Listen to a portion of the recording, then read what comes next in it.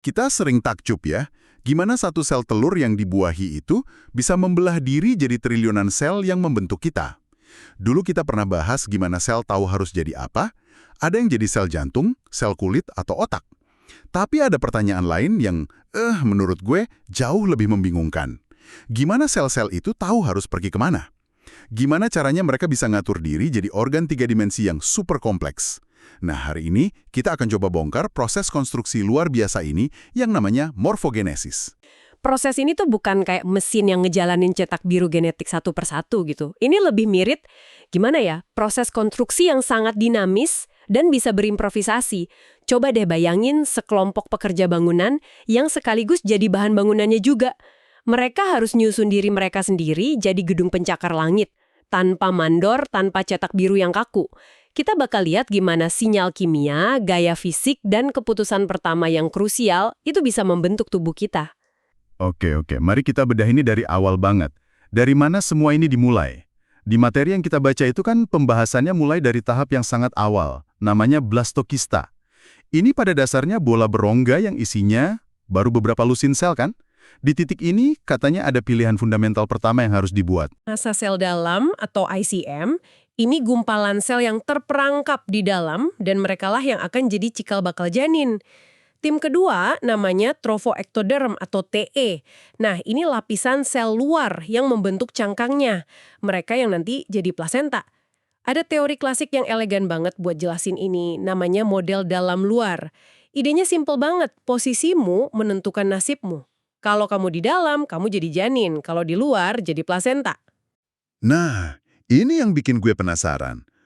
Sel-sel itu kan nggak punya mata atau GPS ya kan? Gimana caranya mereka tahu posisi mereka ada di dalam atau di luar? Apa mereka bisa merasakan tetangganya gitu? Pertanyaan bagus. Jawabannya ada di level molekuler yang canggih banget. Mereka punya sistem sensor kontak yang namanya jalur sinyal hipo. Ini persis kayak yang kamu bayangin, mereka merasakan berapa banyak tetangga yang nyentuh mereka. Sel-sel di bagian dalam kan, dikelilingi sel lain dari segala sisi, jadi kontaknya banyak banget. Ini kayak kita lagi di tengah kerumunan padat kesenggol dari mana-mana. Oh, kayak di konser musik ya. Kalau kita di paling depan dekat panggung, kita kegencet dari semua arah. Tapi kalau kita di belakang, mungkin cuma ada orang di depan kita doang. Sel bisa merasakan tekanan semacam itu. Analogi yang pas banget. Tekanan dari banyak kontak itu mengaktifkan sinyal hipo di level yang tinggi. Sinyal tinggi ini kemudian nyalain semacam saklar utama genetik, namanya OCT4. Perintah dari OCT4 ini jelas, kamu akan menjadi bagian dari janin. Sebaliknya, sel di lapisan luar kontaknya lebih sedikit. Sisi luarnya kan kosong. Kontak yang lebih sedikit ini berarti sinyal hiponya rendah. Nah, rendahnya sinyal ini justru nyalain saklar utama yang lain, namanya CDX2, yang perintahnya kebalikan. Kamu akan menjadi plasenta. Oke, jadi ada dua saklar yang saling berlawanan. Cukup simpel kedengarannya. Tunggu dulu. Ada lagi yang lebih canggih. Namanya putaran umpan balik negatif. Jadi, OCT4 dan CDX2 ini saling menekan satu sama lain. Kalau OCT4 aktif, dia akan berusaha matiin CDX2, dan sebaliknya. Jadi begitu sebuah sel mulai sedikit condong ke satu arah, misalnya sinyal CDX2-nya mulai naik, maka CDX2 ini bakal makin kuat nekan OCT4. Ini kayak efek bola salju gitu. Proses ini mengunci identitas sel itu. Jadi kayak kita kalau udah terlanjur pilih jurusan kuliah, makin lama makin males pindah karena udah kebanyakan SKS. Ya, ada semacam komitmen molekuler gitu. Haha, persis. Ini secara molekular ngejelasin prinsip yang udah diamati seabad lalu, yaitu plastisitas atau fleksibilitas sel itu berkurang seiring waktu. Makin banyak keputusan, makin sempit pilihannya. Oke, jadi kita sudah punya dua tim besar. Tim janin dan tim plasenta. Identitas mereka udah terkunci. Tapi kan janin itu bukan cuma gumpalan sel. Dia punya organ, misalnya usus yang bentuknya kayak tabung. Kalau udah jadi sel janin, gimana mereka tahu cara nyusun diri jadi tabung yang punya lapisan-lapisan beda? Tentu. Nah, ini kita masuk ke konsep penting berikutnya. Gradien morfogen. Kita pakai contoh usus dari sumber kita ya. Bayangin tabung usus yang baru terbentuk. Lapisan sel paling dalam, sel epitel, mulai ngelepasin molekul sinyal yang namanya hedgehog. Molekul ini nyebar keluar, dari lapisan dalam ke lapisan luar tabung. Oh, jadi kayak pewangi ruangan otomatis gitu, yang nyemprot dari satu titik. Makin dekat sumbernya, baunya makin kuat. Makin jauh, makin samar. Sel-sel di sekitarnya bisa mencium ini. Tepat sekali. Mereka bisa mencium konsentrasi hedgehog. Sel-sel mesenkim di sekitar tabung yang tadinya belum punya identitas akan membaca seberapa kuat sinyal hedgehog yang mereka terima. Sel yang paling dekat yang nerima sinyal tinggi dapat instruksi, oke, kamu jadi lapisan submukosa. Sementara itu, sel yang lebih jauh yang sinyalnya rendah dapat instruksi bada, kamu jadi lapisan otot. Efisien banget kan cara bikin pola berlapis hanya dengan satu sinyal? Tunggu sebentar, ini luar biasa. Jadi bukan cuma satu perintah dari pusat, tapi setiap sel secara individual membaca lingkungannya. Dan di sumber itu disebut kalau komunikasinya dua arah. Maksudnya gimana tuh? Nah, ini bagian yang paling menarik. Ini bukan komunikasi satu arah. Setelah sel-sel mesenkim itu menentuin nasibnya, mereka nggak diem aja. Mereka ngirim sinyal kembali ke sel epitel di dalam yang tadi ngirim sinyal hedgehog. Sinyal balasan ini isinya kayak, oke, kami udah siap di posisi. Sekarang giliranmu buat lanjutin pematangan. Ini percakapan timbal balik yang terus-menerus, kayak kota yang bangun dirinya sendiri tanpa wali kota. Tapi ini kan bukan cuma soal bau kimiawi kan? Gue baca di materi itu ada dorongan dan tarikan fisik juga. Ini bagian yang agak susah dibayangin. Sel kan kelihatannya lembek dan pasif gitu. Betul, dan ini aspek yang sering kita lupain. Morfogenesis itu soal fisika, sama pentingnya dengan biologi. Setiap sel itu punya kerangka internal yang namanya sitoskeleton. Bayangin aja ini kayak sistem katrol dan tali di dalam sel yang bikin sel bisa narik dirinya, dorong tetangganya, atau ubah bentuk. Gaya-gaya mekanis ini fundamental banget dalam membentuk organ. Sumber kita ngasih beberapa contoh yang luar biasa. Misalnya usus kita kan panjang banget, bisa muat di perut karena dia melipat. Ternyata proses pelipatan itu terjadi karena ada tegangan dari jaringan penyangga yang narik usus kayak narik tali. Benar. Contoh lain yang lebih dramatis itu gimana aliran darah bantu ngebentuk bilik-bilik jantung. Gaya gesek dari darah yang ngalir itu secara harfiah memahat dan ngebentuk katup serta struktur internal jantung pas berkembang. Atau di ginjal, aliran cairan di tubulus-tubulus kecil itu penting banget buat pengembangan sistem filtrasinya.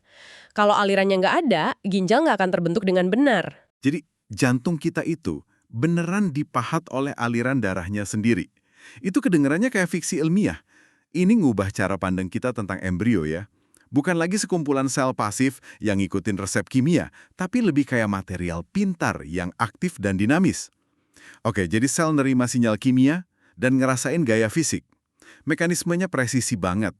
Tapi ada satu hal yang bikin gue mikir, kalau semua ini jalan otomatis, apa yang nyuruh mereka berhenti? Gimana caranya tangan kanan kita bisa tumbuh dengan ukuran yang hampir persis sama dengan tangan kiri? Kenapa hati nggak terus tumbuh sampai menuhin seluruh rongga perut kita? Kamu baru aja nunjuk pada salah satu black box terbesar dalam biologi, masalah kontrol ukuran. Kita tahu ini terjadi dengan presisi luar biasa, seperti yang disebut di sumber kita. Hati manusia itu hampir selalu tepat 2% dari total berat tubuh. Gimana tubuh tahu kapan hati udah nyampe ukuran 2% itu? Jujur aja ya, jawabannya masih misteri besar. Penulisnya kan juga cerita soal risetnya dia sendiri tentang pankreas dan hati tikus. Eksperimen itu nunjukin betapa anehnya program pertumbuhan ini. Dan bisa beda banget antar organ. Mereka rekayasa embrio tikus, jadi saat lahir ukuran hati atau pankreasnya cuma sepertiga dari normal. Hasilnya sangat mengejutkan. Hati ternyata bisa merasakan kalau ukurannya kurang. Dia kompensasi dengan tumbuh jauh lebih cepat dari biasanya, jadi dalam beberapa minggu ukurannya balik normal. Sebaliknya, pankreas yang kecil itu sama sekali nggak bisa ngejar. Dia tetap kecil seumur hidup hewan itu. Wah, itu aneh sekali.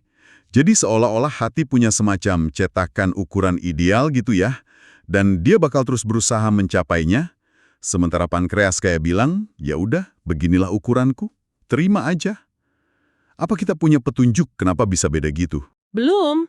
Ini nunjukin kalau tiap organ punya program pertumbuhan internal yang beda secara fundamental. Dan kita belum tahu apa yang ngatur program itu. Apa ada sensor ukuran di dalam organ? Atau ada sinyal dari seluruh tubuh yang ngasih tahu kapan harus berhenti? Kita belum tahu jawabannya. Ngomong-ngomong, gimana caranya para ilmuwan bisa ngamatin semua proses yang dinamis ini? Dulu kan mereka cuma bisa lihat gambar statis dari embrio yang udah diawetkan. Rasanya mustahil ya, mahamin tarian ini cuma dari foto-foto sel mati. Tepat sekali. Itu kayak nyoba pahamin cara kerja mesin mobil cuma dengan lihat foto onderdil yang kesebar di lantai. Perubahan besarnya datang dari teknologi pencitraan langsung atau live imaging. Ini benar-benar ngubah permainan karena kita sekarang bisa bikin film dari embrio yang lagi berkembang. Kita bisa lihat setiap sel membelah, gerak, dan komunikasi secara real time. Di sumber itu ada contoh penemuan yang luar biasa dari peneliti bernama Nicholas Plachta, kan, yang dia temukan dengan memfilmkan embrio ini. Iya, itu penemuan yang fantastis. Dengan merekam film embrio mamalia di tahap paling awal, timnya nemuin sesuatu yang nggak akan pernah bisa ditebak dari gambar statis. Mereka lihat pas sel membelah, ada protein namanya keratin yang pembagiannya nggak merata ke dua sel anak. Nah, mereka nemuin kalau sel anak yang kebetulan dapat warisan gumpalan keratin lebih banyak, hampir pasti bakal jadi sel trofoektoderm, sel plasenta itu. Wow, jadi nasib sebuah sel itu bisa ditentuin bukan cuma sama lingkungannya atau sinyal dari tetangga, tapi juga sama warisan fisik apa yang dia dapat dari sel ibunya. Mirip kayak kita juga ya, sesuatu yang fisik dan diwariskan bisa ikut nentuin jalan hidup. Detail yang mustahil ditemuin tanpa lihat prosesnya secara langsung. Jadi, kalau kita rangkum nih, apa arti dari semua ini? Kita udah lihat bahwa membangun tubuh itu adalah tarian yang sangat kompleks antara sinyal kimia, gaya fisik, dan aturan internal yang baru kita pahami. Ini jauh lebih rumit dari sekadar cetak biru genetik yang dijalanin secara kaku ya. Ini proses yang mampu ngatur dan ngerakit dirinya sendiri. Dan yang paling menakjubkan itu dualitasnya. Di satu sisi, embrio itu sangat kokoh dan konsisten ngikutin rencananya, tapi di sisi lain dia juga fleksibel banget dan bisa perbaiki kesalahan. Prinsip-prinsip morfogenesis ini, gimana sel komunikasi, gerak, dan berorganisasi, bukan cuma fakta sejarah tentang gimana kita terbentuk. Sekarang, prinsip ini lagi dipelajari dan dicoba untuk ditiru di laboratorium buat rekayasa jaringan. Benar, untuk bangun organ baru di cawan Petri misalnya. Ini ninggalin kita dengan sebuah pemikiran yang menarik untuk kamu renungkan. Sumber kita kan bilang, organ kita itu dirakit oleh bahan bangunannya sendiri, nggak kayak gedung yang dibangun pekerja dari luar. Nah, pertanyaannya adalah, jika suatu saat nanti kita berharap bisa merekayasa organ pengganti di lab, apakah kita harus berperan sebagai arsitek super presisi yang bisa ngatur dan nempatin setiap sel satu persatu? Atau, apakah peran kita sebenarnya lebih sederhana? Mungkin kita cuma perlu belajar cara nyediain kondisi awal yang tepat, lingkungan yang pas, sinyal yang benar, lalu seperti yang dilakuin embrio selama jutaan tahun. Kita tinggal mundur dan biarin sel-sel itu bangun dirinya sendiri.